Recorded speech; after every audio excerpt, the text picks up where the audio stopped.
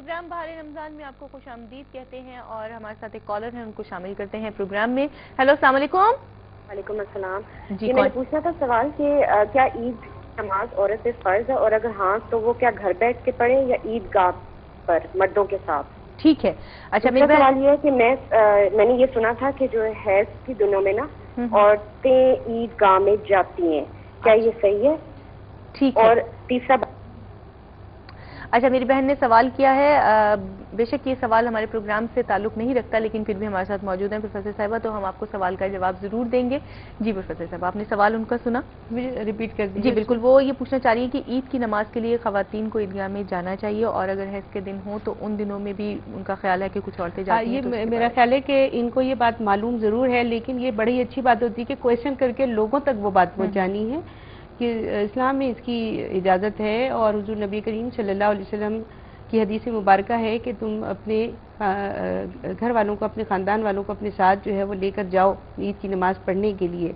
और उससे असल में इजहार मकसूद है इस बात का है कि जी कि उम्मत मुस्लिमा में कितने लोग हैं और कितनी उसके अंदर इत्तेहाद और यकजहती है। दूसरा ये कि इस तरह की जो खवातीन जिनका उन्होंने जिक्र किया कि उनके लिए भी हुजूर नबी करीम सल्लल्लाहु अलैहि वसल्लम ने फरमाया कि जी उनको भी जाना चाहिए, भले वो ईदगाह में एक तरफ बैठ जाए, लेकिन शर्त यह है कि जहाँ ये जा रहे नमाज पढ़ने के लिए वहाँ खवातीन के लिए उस इंतजाम हो बाकायदा तरीके पे, तो फिर वो जरूर जाए। ज़ाहिर है वो मर्दों के साथ घर में की नमाज पढ़ना जी बिल्कुल घर के अंदर अदा किया जाए, लेकिन अगर है तो मैं समझती हूँ जरूर जाना चाहिए। सही। अच्छा जी, ये तो था आपके सवाल का जवाब, और आपको यकीनन आपके सवाल का जवाब मिल गया। और इसके बाद हम चल रहे हैं अपने आज के मौजू की तरफ, जो हमारा था ख्वाहिश नफ्स की पैरवी। हम ये जानना चाहेंगे कि ख्वाहिश नफ्स की पैरवी करने वाले शख्सियत पर उसकी क्या मनफी असरात पड़ते हैं और हमारे माशरे पर। प्रोग्राम का वक्त बहुत ही नाजुक चल रहा है, हम चाहेंगे कि जरा आप जल्दी से हमारे ख्वातीन हज़रात तक की बात पहुंचाएं। ये इतने बुरे असरात होते हैं कि जी उसका बयान नामुमकिन है। मैं सिर्फ चंद चीज़ों से आपको बताऊंगी कि देखिए कत्ल व गारतगरी जो है बढ़ जाती, चोरी डकैतियाँ बढ़ जाती हैं, जिना बढ़ जाता है, सूद का खाना बढ़ जाता है, ठीक है, जो आज हम देख रहे हैं।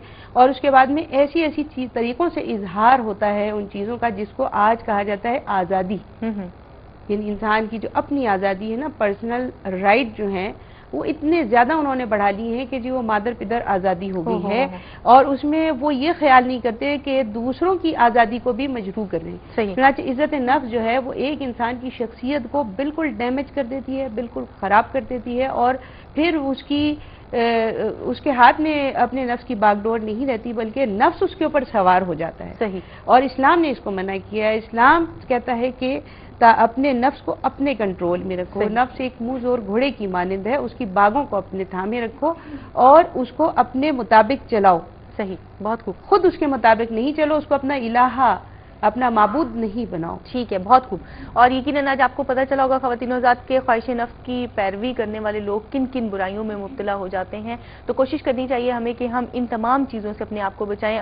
प्रोफेसर साहब आज हमारे प्रोग्राम में मेहमान थी, बहुत बहुत शुक्रिया आपकी आमद का। रबिया जावेद आज हमारे प्रोग्राम में मेहमान हैं, इनकी आमद का भी बहुत शुक्रिया। लेकिन अभी हम इनसे मज़ीद मुस्तफ़ीद होने वाले हैं। आज के प्रोग्राम के तौसीफ से ये कहना चाहूँगी कि ख्वाहिश नफ्स की पैरवी आप इस हद तक कीजिए कि जहां पर आपको ये लगे कि ये काम आप किसी मुसलमान की फलाह के लिए कर रहे हैं, या ये आपकी अपनी जिंदगी में कोई फायदेमंद इस तरह से है कि आप राह खुदा से भटक नहीं रहे। लेकिन अगर यही नफसानी ख्वाहिशात आपको बुराई की तरफ लेके जा रही हैं, जिस तरह हमारे माशरे में आप देख रहे हैं कि जराइम बढ़ते चले जा रहे हैं, तो ये तमाम नफसानी ख्वाहिशात का नतीजा ही है। तो हम कोशिश करेंगे कि ऐसी तमाम नफसानी ख्वाहिशात को अपने कंट्रोल में रखें, और जब कभी ऐसी ख्वाहिश का गलबा हो तो फौरन उठ के वजू करें और नमाज के लिए खड़े हो जाएं, और अगर नमाज नहीं पढ़ सकते तो तिलावत कुरान पाक करें, ताकि हम इन तमाम चीज़ों से अपने आप को बचा सकें और अपने माशरे को एक खूबसूरत और इस्लामी माशरे की शक्ल में सामने ला सकें। इसके साथ ही प्रोग्राम का वक्त खत्म हो रहा है। आप लोगों से हमेशा यही अपील करती हूँ कि अपने आप पर दुरूद पाक को इस तरह तारी कर लीजिए जिस तरह हम अपने आप पर सांस को लाजिम समझते हैं। अगर दुरूद पाक हमारे साथ रहेगा तो यकीनन हमारे लिए ये मंजिलें आसान होती चली जाएंगी। इसके साथ ही आपकी मेज़बान सहर शेख आपसे इजाज़त चाहेंगी। कल आपसे फिर मुलाकात होगी इस दुआ के साथ कि आप भी हमें अपनी दुआओं में याद रखेंगे। इजाज़त दूंगी, अल्लाह हाफिज़। लेकिन इसके साथ ही प्रोग्राम ने एक सिलसिला है हमारे नाते रसूल मकबूल का, जो हम नबी करीम सल्लल्लाहु अलैहि वसल्लम की बारगाह रिसालत में हदिया करते हैं। तो आइए हम सब मिलकर नाते रसूल मकबूल सुनने की सादत हासिल करते हैं। या मुस्तफा अता हो फिर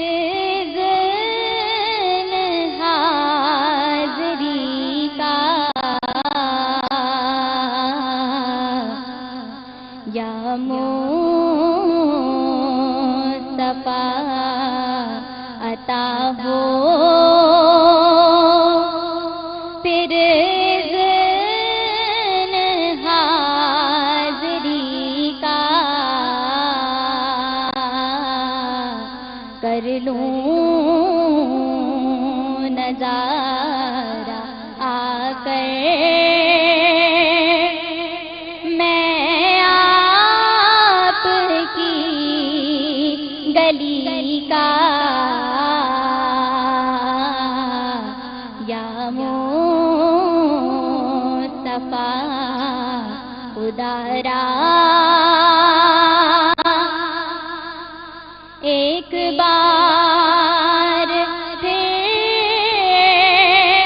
دکھا دو رمضان میں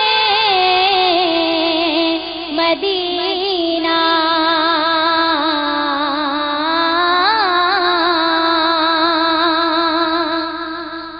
ایک بار